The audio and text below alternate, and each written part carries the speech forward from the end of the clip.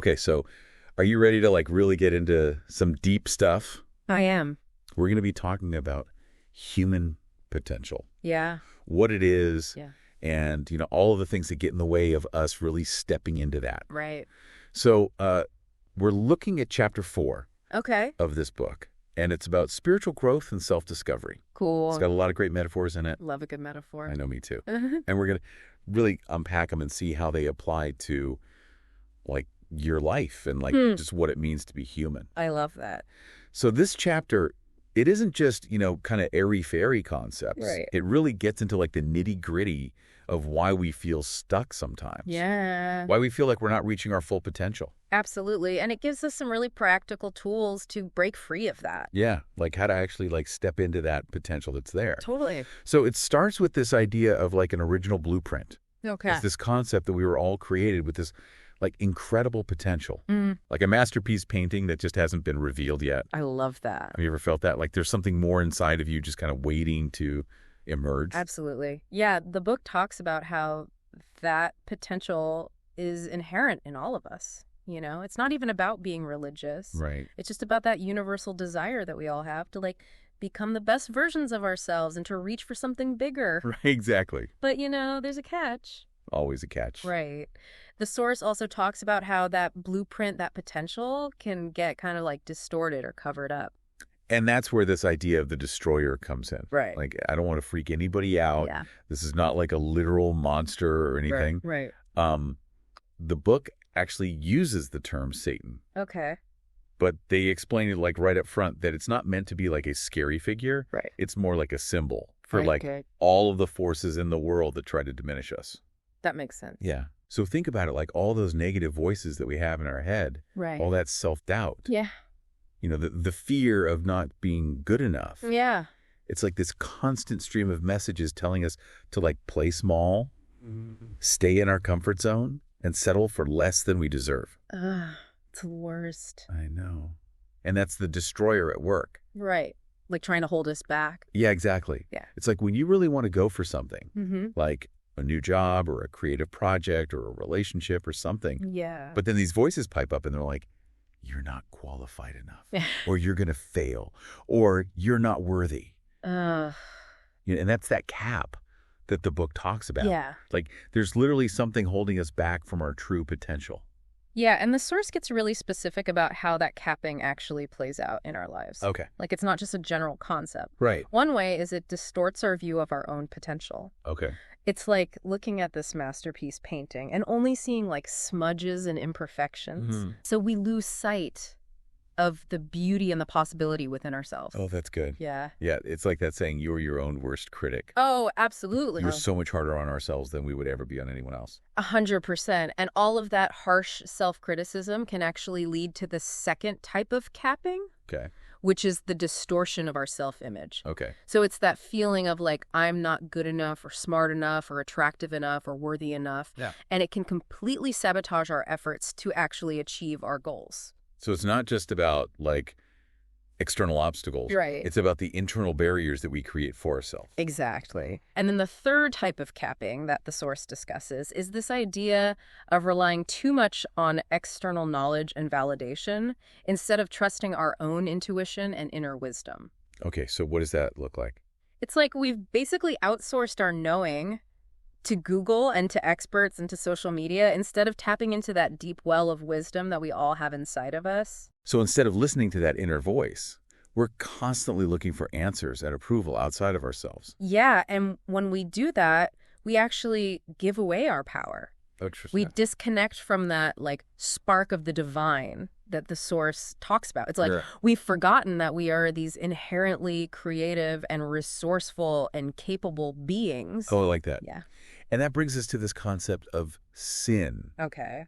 which the book defines in like a really interesting way. Oh, yeah. It's not about breaking rules or being judged. Right. It's about anything that blocks our potential and disconnects us from our true selves. I like that definition. Yeah. Yeah. So what do you think are some common examples of that sin? Oh, that's good. That clogging that the book talks about? Well, the source mentions things like addiction, getting caught up in negativity, making those self-sabotaging choices, and surrounding ourselves with people who kind of drain our energy. Yeah. But it also encourages us to think about, like, what are our own individual clogging experiences?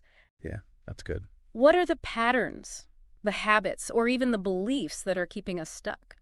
What are the things that are preventing us from fully expressing our potential? Yeah, because it's not always like the big dramatic stuff. Right. Sometimes it's just those subtle everyday choices that we make that just like chip away at our potential. Yes. It's kind of like those tiny barnacles clinging to the hull of a ship. You know? Yeah, I like that. They're slowing it down Yeah. without us even realizing it. 100%. And the book reminds us that we actually have the power to break free from these patterns. You do. We do.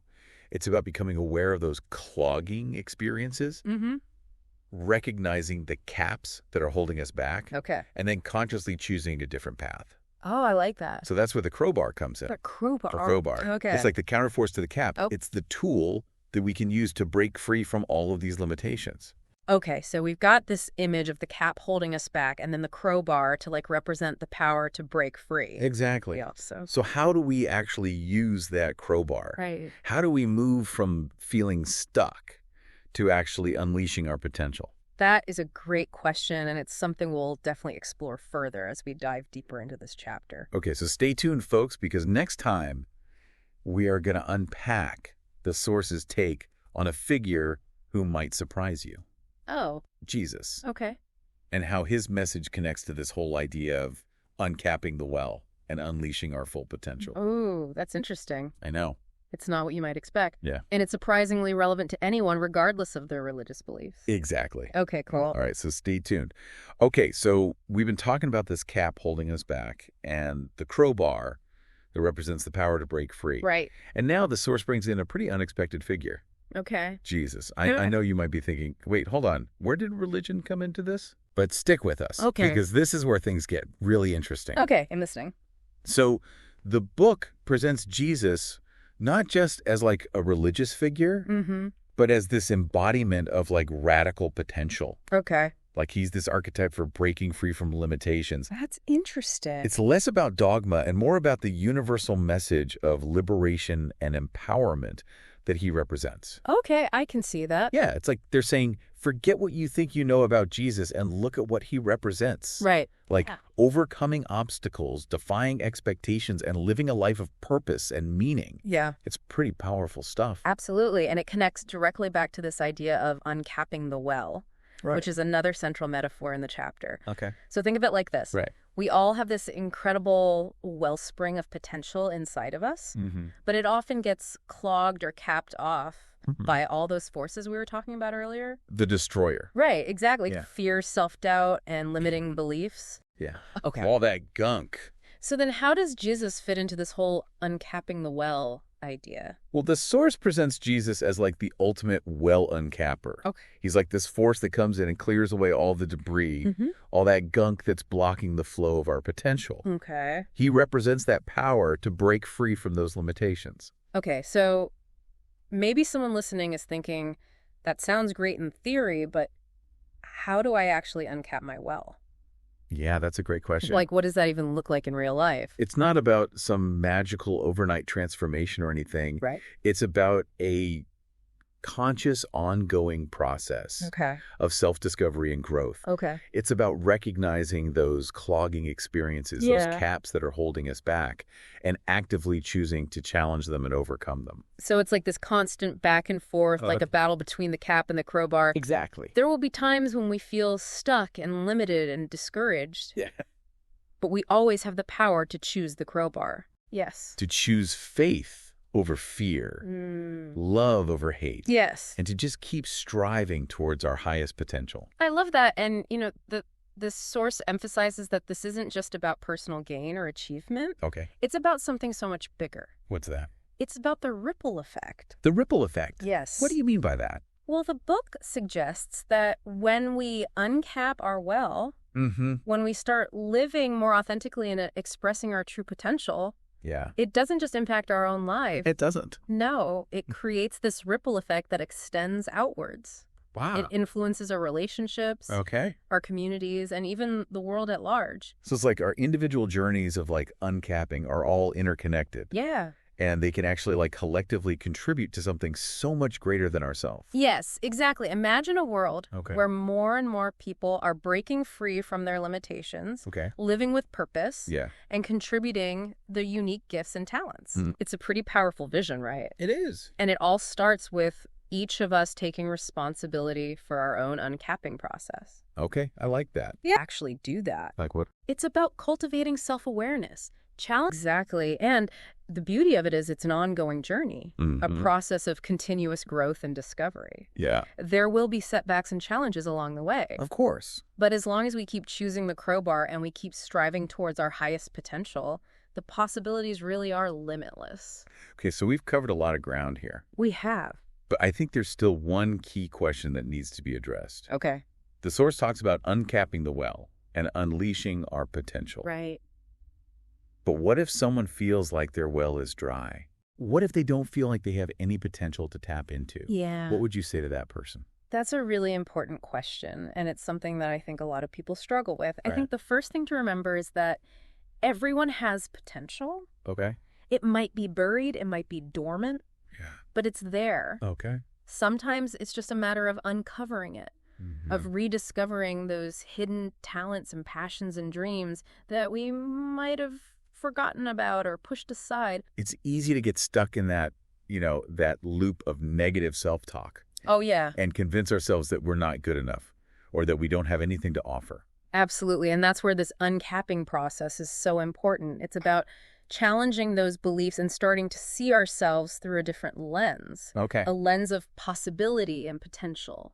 So it's not about comparing ourselves to other people No. or trying to fit into some like predefined mold of success. Exactly. It's about embracing our own unique individuality, recognizing our strengths, Okay. and cultivating our passions. Yeah. It's about finding what lights us up Yeah. and pursuing it Okay. with joy and enthusiasm. I love that. Yeah.